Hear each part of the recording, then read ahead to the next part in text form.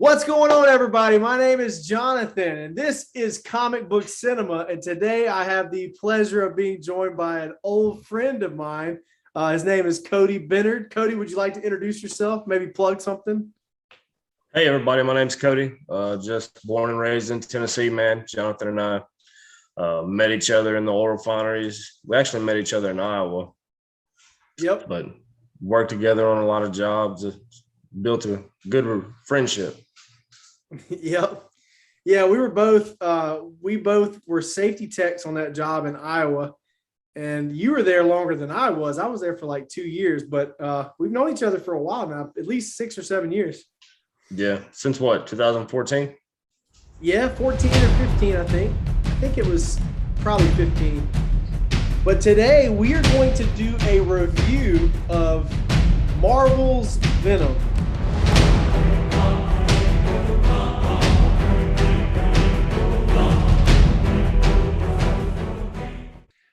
The second Venom movie is coming out soon. Initially, I think it was going to come out like late September, but they pushed the release date back like a month or so.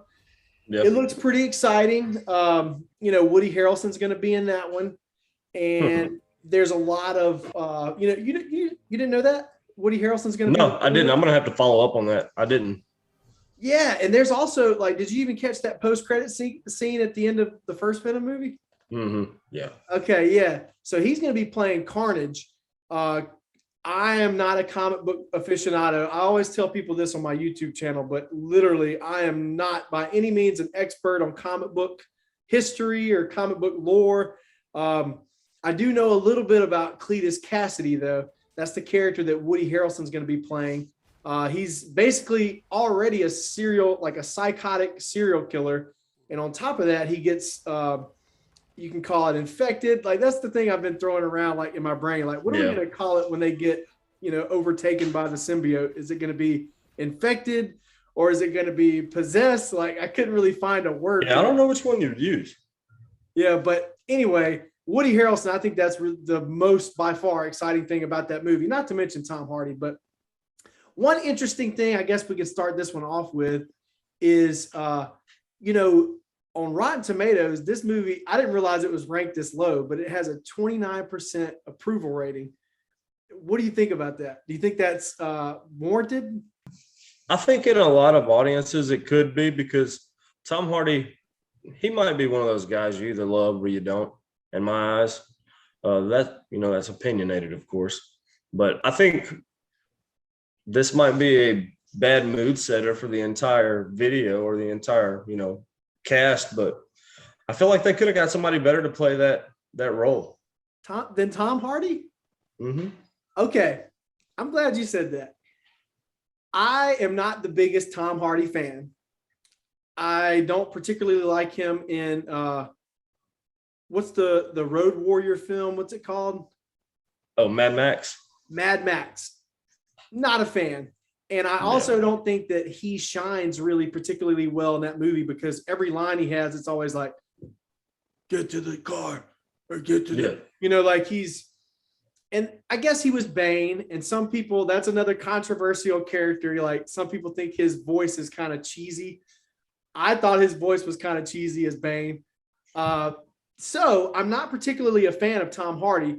However, I feel like the only good thing about this film, and it's good that we don't agree. It's always good to have different opinions, but I think that he was the only good thing, or one of the few good things about this film, and maybe the only reason that I halfway like the movie. Because I'm not saying the movie is fantastic, but I'm also not saying the movie is crap either. I think that without him or a big name like Tom Hardy playing in that role, this movie would have went from mediocre to terrible really quick. He did a surprisingly good job, to me, at least in my opinion, of pulling off this character, and not only pulling off the character, but making you believe that he actually had a symbiote, like attached to him, or, like we said earlier, whatever you want to call it, infected by the symbiote. But, and John, it could have been a little too critical, because he was absolutely phenomenal in Peaky Blinders whenever he's playing that role. I never saw that, but I've heard good things. Yeah, you got to catch up on that. But it may have been too critical. He did a good job in those aspects. Heck yeah. All right, let's take a look at the handy dandy notes here. So, okay, I did put this down. I put down that Tom Hardy is a good actor, but he mumbles a lot. And he kind of does that in this movie too. Like we talked about just a second ago in Mad Max, every line that he had in the movie, it was always like, 3 syllables. Yeah. And he kind of does that in this movie too, but in a weird, different way. He's always, I don't know. I can't really like mimic that, but that's probably my only complaint with Tom, especially in this movie. Is he's just kind of like his voice. Sometimes it's hard to understand what he's trying to say. So Carlton Drake as the villain, what did you think about him? Almost typical from what you see in comic books, rich guy turned villain. His, Riot was overpowered. So Venom was at a, handicap because of that, since Riot was equipped with all those weapons, Yep. Yeah. I didn't mind, or not Andy Drake, Carlton Drake that much. I thought the actor did well enough.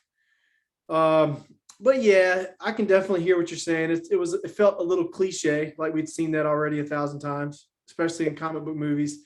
And one thing I will say right off the bat too about this film, it's probably in my notes later on, but this movie is so strange because it feels like a comic book movie from that 2005, 2006 era. It feels like it was plucked right out of the same era that we had Fantastic Four, and it just felt like that older comic book movie vibe, but yet it was still like, it was good in some ways. And if it would have been released in that era, it would have been really good, but that's the problem. It wasn't. It was released after we had already had all these banger movies. We had, I can't remember what year this movie actually came out. I think it was like 2016, 2017. Yeah, I was about to say 2012, and that's completely wrong. Yeah, it was 16 or 17. Yeah, I think it was like 16, 17. I'll have to Google this in a second because I'm gonna Google it right now. So do you think Spider-Man of course has to show up whenever they fight Carnage? 2018, Cody. What? 2018. Yeah, this is a fairly modern, very modern actually, superhero film.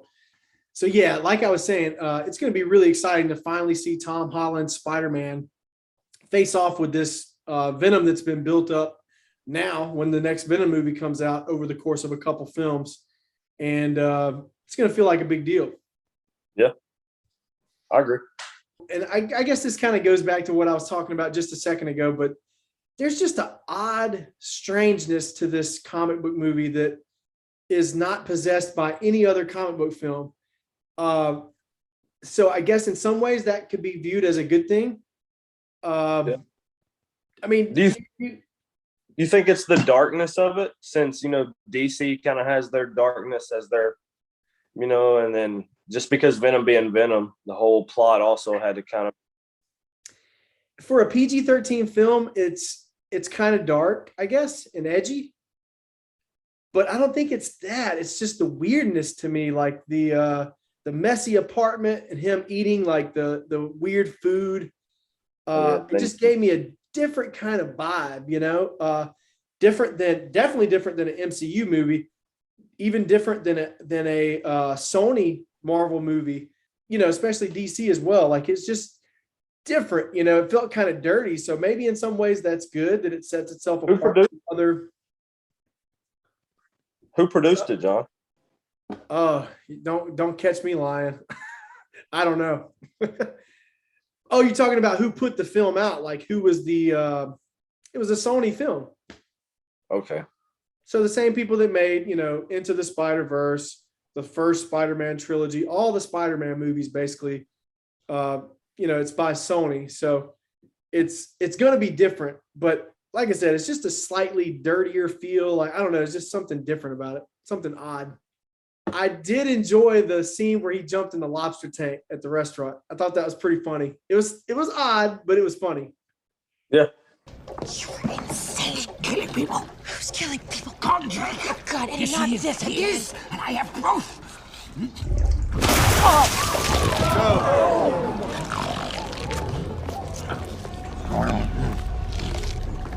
Hey. That whole place was wild. Can you imagine being there when he's doing that? Oh yeah, for sure. My wife and I, when we were watching that movie, we were dying laughing at that part. I mean, we knew it was coming because we saw, I think, and that's another thing. I don't think I've ever seen this movie other than the first time I watched it 3 years ago in theaters. And yeah, now that we mentioned that it's 2018, I remember me and my wife going to see this when it first came out in theaters in Louisiana back when we were over there. Yep, in Lake Charles. So yeah, it's a very strange film. Hey, we went and saw a couple Marvel movies in Lake Charles, didn't we? Oh yeah, me and you and I went and saw Infinity War together when it first released. Me and you. We got those free posters from the theater. Yeah. We were sitting next to those mega nerds. That was awesome, though. That place erupted, man. Yeah, that was a fun film to see day one. Yeah. I mean, movies like that are designed to be seen in the movie theaters with Marvel fans. There's no other experience like it. The scene where, man, okay, I'm thinking of Endgame. I was about to say the scene where Cap grabbed the hammer, but this, I can remember the silence in the theater, Cody, like when Thanos snapped, when he said, "Oh snap," and literally like everyone died, and we were all just sitting there like in disbelief. That was the craziest thing. Wild, absolutely wild. But anyway, back to Venom. Another thing that I found amusing was his next door neighbor that was the rock star or whatever, or the rocker. I thought it was funny how he hated that dude. And every time he was about to try to do something relaxing, the guy would start playing his guitar really loud. So I thought that was amusing, like I said. The motorcycles chase sequence was pretty fun. With the drones? Yeah, when the drones were coming after him, and he was just the tendrils were just starting to come out, and he was starting to get his first experience, I guess, if you will, with having those powers that come from the symbiote. Yeah, so that was a neat little, what is it? I said, yeah, they were working pretty simultaneously. I thought it was a pretty good scene whenever that last drone was about to hit him and he grabbed that car door, blocked it. Yeah. Yeah, that's another thing, like that chase sequence was a little unique for a comic book film. I guess we got one recently with Black Widow, but still haven't seen. You haven't seen Black Widow yet? Oh, I'm not going to say anything about it then. Don't watch the episode that we've already posted about the review. That'll spoil it for you. So yeah, the final action sequence was like a CGI fight between Venom and Riot, and it was fine for me. At least there wasn't like a big beam going into the sky, like we see in almost every other superhero movie. There was a rocket about to take a launch, I guess, but the finale was it was fine, Yeah, what did you think it was about kind of. I liked it. I mean, wasn't too gory or anything with it being PG-13, so it was kind of fitting. There's only so much you can do on PG-13. Right, they did their job. They tried.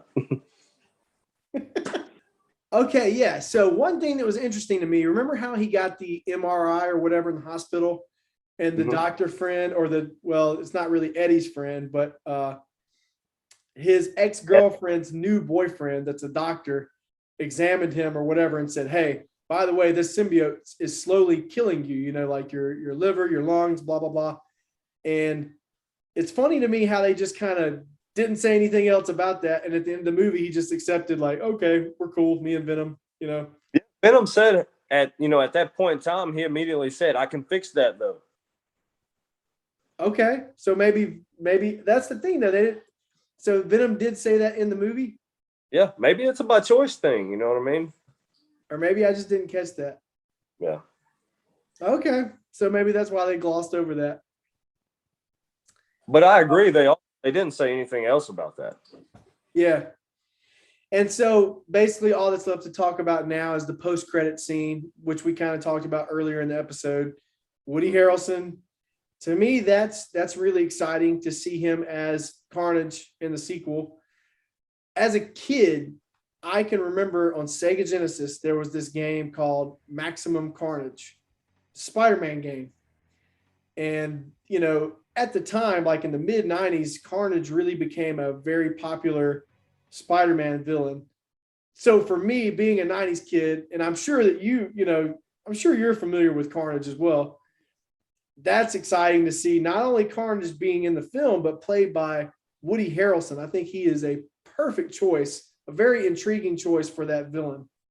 Yeah, he plays it nice. I remember seeing the comic books, just a picture of him. It was a tan, blonde-headed dude, and that's Woody Harrelson all day. I think he was like kind of blondish, red hairish in the comics, but That's why they had that really bad wig on him in the post-credit sequence for the first Venom movie. His hair looks a lot better in the new previews. I don't know if you've seen them yet, but it looks a lot more believable, like it's actually his hair. Yeah. But yeah, overall, Cody, it's hard for me to give this movie anything higher than a 5.5. I am biased. Anybody that watches this show knows that all comic book movies, for me, it's going to be hard for me to rank them anything lower than a 5. There are some, though. There are some exceptions to that rule. Not Batman versus Superman, but Batman and Robin. Yeah, I know you were for that. But this movie, like I said, there were some good things about it, but mostly it just felt like it was outdated, like almost from a different era. Especially coming out just 3-4 years ago in 2018. It didn't feel like it belonged to this era. It felt like, and when I say that it felt like it belonged to that 2005, 2006 era, that's not necessarily like a nostalgic or a good thing.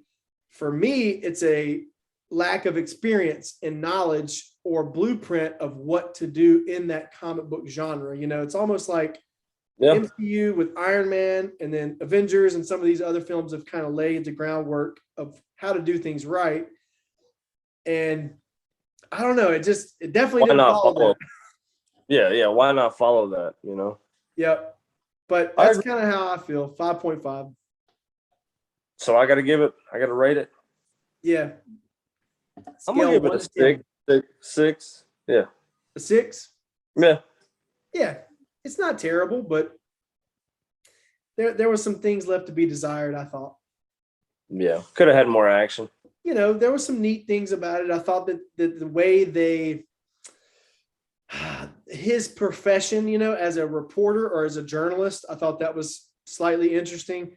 I don't know if that's what he does in the comics. Like I said, I think Eddie Brock worked at the Daily Bugle with Peter Parker, just like in the Sam Raimi Spider-Man movie. Remember that? Do you remember Venom in that movie? Mm-hmm. So, yeah, it was neat. It was cool. It was just left a little bit to be desired, I thought. It was like I said, it just felt like it was from a different era. Yeah, I just don't feel like they're putting as much effort into the Spider-Man series as the others, Maybe now with the new one, but on the build-up, whenever they were releasing that one, no. Which one are you talking about? The Spider-Man Homecoming? Yeah, Homecoming I thought was really good. Yeah. See, the Spider-Man films now, currently, like Homecoming, Far From Home, and the next one that's coming out, Kevin Feige and Disney are directly involved in the process of making the movie, casting, blah, blah, blah, putting it out, all the promotional material. But Venom is a perfect example of a movie that was created and released without any Marvel support or any Disney support, just like The Amazing Spider-Man 1 and 2. That was something that they did independently of Disney. That's before they even had a deal with Disney. But a lot of people seem to go this direction. At least this is kind of what I hope happens, because I know that Spider-Man's not going to be at Disney forever. It's a temporary deal. They were already talking about taking him back completely out of the MCU after Spider-Man 2, but they reworked the negotiations and deals and whatever. So after this third Spider-Man film, he's probably not going to be like consistently in the MCU like he has been. I think what's going to happen, especially with the multiverse and all this stuff popping off recently, which you need to watch Loki to know about. I think there's going to be, at the conclusion of the third Spider-Man movie, I think that there's going to be some type of way that Spider-Man gets sucked into a different dimension or a different reality, if you will. And he's going to be away from the MCU and into this new reality where Venom lives and where Morbius is going to be at. And I think that that's how they're going to take him out of the MCU. If you're going to do it, it sucks to see him go, but if you're going to do it, I think that's a seamless way to do it. Yeah, they kind of did that at the end of Endgame too, but just a different way with, you know, Ant-Man. So what are you talking about as far as like the time travel and all that stuff? Yeah, I mean, they're getting into, you know, changing things, having their hand in, you know, kind of like the hand of God, having their different ways of changing the outcome. Yeah, well, they dabbled with it just a bit in Endgame, but recently, like I said, you need to watch Loki to really fully understand, like, because I don't know if I want to talk about it, Cody, with you on the show right now, because I don't want to spoil this show for you. Well, I've seen like the first 3 episodes, John. You know, I've met the people. Who are they called? Were they like the overall beings that control everything? Well, I still don't want to talk about it because it's the conclusion of the show. So unless, I mean, I don't know.